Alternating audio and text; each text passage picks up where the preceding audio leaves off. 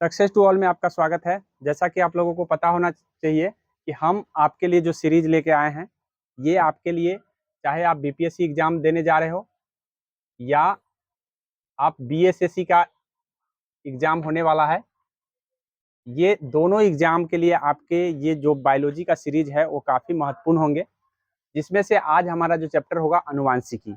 ये अनुवांशिकी चैप्टर से पहले हम 3 चैप्टर बना चुके हैं, जिसमें से आपका कोशिका विज्ञान हो गया, जीवधारियों का वर्गीकरण हो गया और जैव विकास हो गया। ये हमने आपको करा दिया है। आशा करते हैं कि आप इसको देख करके समझ लिए होंगे, क्योंकि चीज़ें एकाएक किसी को याद नहीं होता है और हम आपको आसान करके वीडियो के जरिए बना के दे दिए ताकि इसकी अंडरस्टैंडिंग आपके पास रहेगा। अगर आपके पास ये अंडरस्टैंडिंग हो जाएगा तो 100% है कि आप किसी भी साइंस के एग्जाम या बायोलॉजी का जो भी प्रश्न आएंगे उसमें आप फंसेंगे नहीं और आसानी से आप जवाब देने में सार्थक होंगे। अर्थात कहने का अर्थ ये है कि यदि आप बेसिक जानते हैं तभी जाकर के आपका साइंस का प्रश्न सही होता है, अन्यथा आपको नहीं सही होगा। चाहे आप कितना भी रट लीजिएगा, नहीं होगा। इसीलिए आपको बेसिक जानना और 100% उसको माइंड में रखना जरूरी है। चलिए हम बिना देर के हम अपनी चैप्टर की ओर चलते हैं। अनुवांशिकी और अनुवांशिकता दो शब्द ऐसे हैं जो आपको कंफ्यूज कर सकता है। क्या है अनुवांशिकी और क्या है अनुवांशिकता? तो अनुवांशिकी एक प्रकार का विज्ञान का शाखा है, ये विज्ञान के शाखा के अंतर्गत आता है। वही अनुवांशिकता एक लक्षण होता है जो हर व्यक्ति के पीढ़ी दर पीढ़ी होते रहते हैं। तो इस तरह से आपको ध्यान रखना है कि जिस शाखा के अंतर्गत हम अनुवांशिकता का अध्ययन करते हैं वही अनुवांशिकी है, वही अनुवांशिकी है। आशा करते हैं इस बात को आप समझ में आ गए होंगे। ठीक है, फादर ऑफ जेनेटिक्स के नाम से आपको ग्रेगर जॉन मेंडल को जाना जाता है। Gregor John Mendel. अब Gregor John Mendel father of genetics है, इस बात को ये सारे बच्चे बच्चे तक जानते होंगे, क्योंकि ये हम शुरू से ही पढ़ते आ रहे हैं। तो ऐसे प्रश्न आपसे नहीं पूछे जाएंगे, लेकिन ध्यान रखना, नॉर्मली कभी कभी होता क्या है, बच्चा कंफ्यूज कर जाता है। इसीलिए हम आपको बता दिए हैं कि ग्रेगर जॉन मेंडल आपके अनुवांशिकी का पिता के नाम से या फादर ऑफ जेनेटिक्स के रूप में जाने जाते हैं। अनुवांशिकी का प्रयोग में उसने मटर के पौधे का प्रयोग किया था। ये भी बात आपको भली भांति पता होगा कि मटर का पौधे का प्रयोग उसने किया था। ठीक है, और उसमें उसने क्या क्या प्रयोग में कौन कौन से प्रयोग किए थे ये जानना जरूरी है। एक संकरीय क्रॉस और द्विसंकरीय क्रॉस कराया उसने, गुणसूत्र वाले संकर मतलब हाइब्रिड तैयार किया। और उस तरह से इसने दो प्रकार के मतलब अनुपात दिए हैं जिनको हम जीनोटाइप और फिनोटाइप के नाम से जानते हैं। ये आपको याद रखना जरूरी है। जीनोटाइप जीनोटाइप हो गया और फिनोटाइप हो गया। ये टाइप से आपके एग्जाम में पूछे जाते हैं। फिनोटाइप, जीनोटाइप और फिनोटाइप का रेशियो आपको ध्यान रखना है 1:2, 1:2, 2:1 अगर है तो वो जीनोटाइप है। अगर यही फिनोटाइप अगर कहा जाए तो 9:3:3 मतलब ये हो जाएगा आपका 1, अर्थात ये आपका हो गया फिनोटाइप। तो ये आपके डायरेक्टली प्रोपोर्शन से पूछ लिए जाते हैं। मेंडल के दो नियम, मेंडल ने जो नियम दिए हैं उनमें से नियमों से पूछा जाता है कि ग्रेगर मेंडल का जो प्रभाविकता का नियम किस नाम से जाना जाता है, या इसे हम क्या मतलब क्या कहते हैं। तो इसे हम प्रथम पीढ़ी के प्रभाव, जो पहला जो नियम दिया है उसने प्रभाविकता का नियम है, प्रभाविकता का नियम। ठीक है, अब ये प्रभाविकता के नियम में क्या हुआ कि प्रथम पीढ़ी के जो प्रभाव मतलब पूछा जाता है कि मेंडल के प्रभाविकता नियम में कौन सा पीढ़ी प्रभावित हो रहा है, तो प्रथम पीढ़ी प्रभावित हो रही है। मतलब प्रथम पीढ़ी जो है ना ज्यादा प्रभावित देखने को मिलता है, इसलिए इसको हम प्रभाविकता का नियम कहते हैं। वही दूसरा नियम उसने पृथक्करण का नियम दिया है, जो कि आपको ध्यान रखना है। पृथक्करण का नियम, जो पृथक्करण का जो नियम है ये ध्यान रखना है आपको कि इसमें युग्मज मतलब जोड़ा कारक लिया गया और जोड़ा कारक लेकर के इसने प्रयोग किया है। तो इसे हम दूसरे नियम शुद्धता के नियम से भी नाम से जानते हैं। तो याद रखिएगा कि किस नियम को हम शुद्धता के नियम से जानते हैं। ऐसे प्रश्न आपको पूछे जाते हैं। शुद्धता के नियम कौन है? पृथक नियम है जो शुद्धता का है। मेंडल ने किस नियम में जोड़े चीज को लिया है?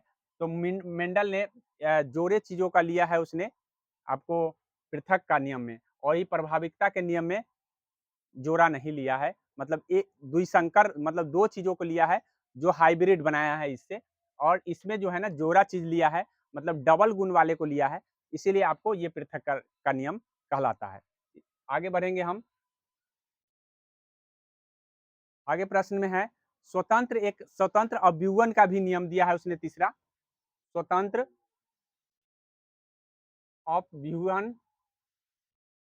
अब स्वतंत्र अव्यूहन के नियम में आपको जब दो विपरीत लक्षण वाले को लिया जाए तो ये स्वतंत्र अव्यूहन का नियम कहलाएगा, क्योंकि दो विपरीत वाले लक्षणों को इसमें लिया गया है और दोनों लक्षण ही यहाँ पे दिखाई देते हैं, एक लक्षण नहीं बल्कि दोनों लक्षण दिखाई देते हैं। तो प्रभाविकता के नियम में एक लक्षण दिखाई देते हैं जो प्रभावी लक्षण कहलाते हैं, और जो जो आपका पृथककारी नियम है वो दो गुण वाले नियम को लिया गया जिसमें से आपको एक गुण दिखाई दिए, और इसमें जो है स्वतंत्र अव्यूहन का नियम जो है आपको दोनों गुण दिखाई देते हैं। तो इस तरह से ध्यान रखेंगे।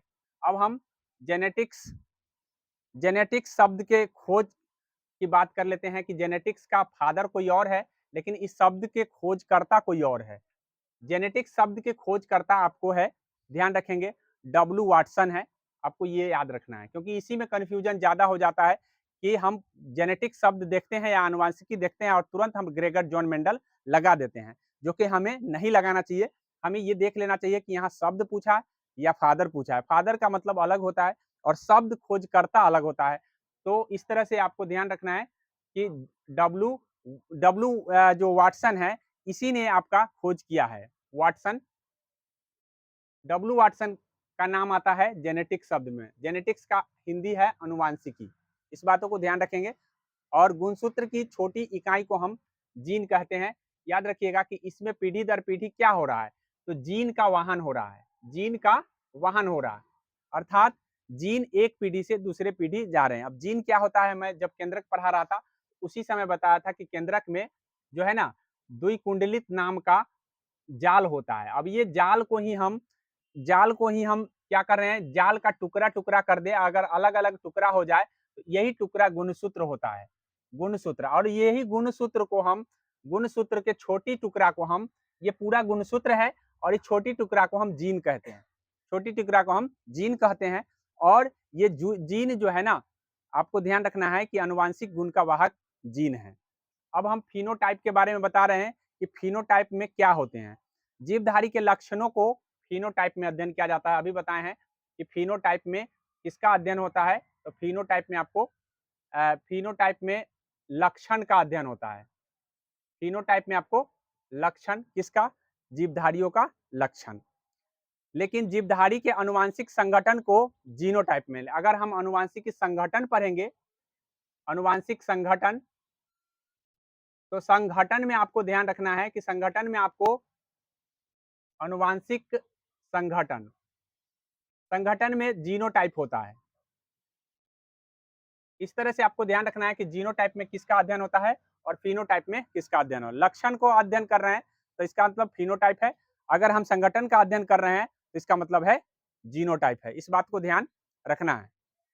आगे है, आपको ये जानना है कि मनुष्य के अंदर, मनुष्य के अंदर जो है जीन का, जीन के चलते जो है ना, जीन का चलते एक पीढ़ी से दूसरे पीढ़ी में मतलब सेम चीज का वाहन हो रहा है। मतलब पिता के जो गुण होते हैं वो पुत्र में चले जाते हैं और पुत्र के गुण उसके पुत्र में चला जाता है। इस तरह से ये जीन जा रहे हैं, क्या जा रहे हैं, जीन जा रहे हैं। तो ये गुणसूत्र के जरिए हो रहा है। लेकिन हमको ये जानना जरूरी है कि आखिर मनुष्य में गुणसूत्रों की संख्या कितनी होती है। तो 23 जोड़े कहिए नहीं तो 46 कहिए। जोड़ा में आपको 23 होगा और ऐसे आपको 46 है, जिसमें से आपको 22 जोड़ा, आपको ध्यान रखना है कि 22 जोड़ा सेम होता है स्त्री और पुरुष में, एक जोड़ा अलग होता है। एक जोड़ा में आपको, पुरुष में आपको होगा XY और महिला में होगा XX। इस बात को ध्यान रखना है कि पुरुष में आपको ध्यान रखना है कि XY होगा और स्त्री में आपको हो जाएगा XX। और यही लिंग गुणसूत्र के नाम से जाना जाता है। इसका नाम लिंग गुणसूत्र है। तो ध्यान रखिएगा कि एक जोड़ा है उसको हम लिंग गुणसूत्र कहते हैं। गुणसूत्र की खोजकर्ता की बात कर ले तो गुणसूत्र का खोजकर्ता वाल्थियर है, जो कि हम पहले भी बता चुके हैं। वाल्थियर या वाल्डेयर भी लिखा जाता है कभी कभी, और वाल्थियर भी होता है। इस बात को ध्यान रखना है कि वाल्थियर ने ही इसका जीन के गुणसूत्र को खोज किया था। गुणसूत्र के दो प्रकार अभी हम आपको चर्चा किए हैं। एक प्रकार आप कह सकते हैं कि लिंग गुणसूत्र होता है, लिंग गुणसूत्र, और दूसरा प्रकार आपका होता है, ध्यान रखेंगे कि सामान्य गुणसूत्र। सामान्य गुणसूत्र। अब लिंग गुणसूत्र जो है, एक जोड़ा जो एक्स वाई और एक्स एक्स वाला है, ये लिंग गुणसूत्र है, और 22 जोड़ा जो है सामान्य गुणसूत्र है। इस बातों को ध्यान रखेंगे। अब परख पूछा जाता है, इन सभी से प्रश्न पूछे गए हैं कि परख नली में जो शिशु जो निषेचन होता है, परख नली के जो अंदर होता है, वो निषेचन की क्रिया कभी-कभी होता है। जैसे मान लीजिए कि कभी-कभी किसी-किसी व्यक्ति को निषेचन का कार्य गर्भाशय में नहीं हो पाता है, तो ऐसे परिस्थिति के लिए परख नली का यूज किया जाता है। परख नली, ठीक है? और परख नली का यूज करके निषेचन करा करके तब गर्भाशय में उसको डाल दिया जाता है, जिसके कारण मतलब उस संतान जन्म लेता है। तो इस बात को ध्यान रखेंगे कि परख नली में निषेचन का कार्य जो परख नली है, वो शिशु के मामले में निषेचन परख नली के अंदर किया जाता है, ठीक है? परख नली के अंदर अगर किसी किसी का परख नली मतलब गर्भाशय में गर्भाशय जो होता है उसमें निषेचन का काम नहीं हो, तो उस समय या फैलोपियन नलिका में निषेचन नहीं होता है, तो उस समय मतलब शरीर से बाहर परख नली में निषेचन का कार्य कराया जाता है। अब बात कर लेते हैं, हम गुणसूत्र का बात किए हैं, तो गुणसूत्र में आपको ध्यान रखना है कि उसी गुणसूत्र में डीएनए होता है।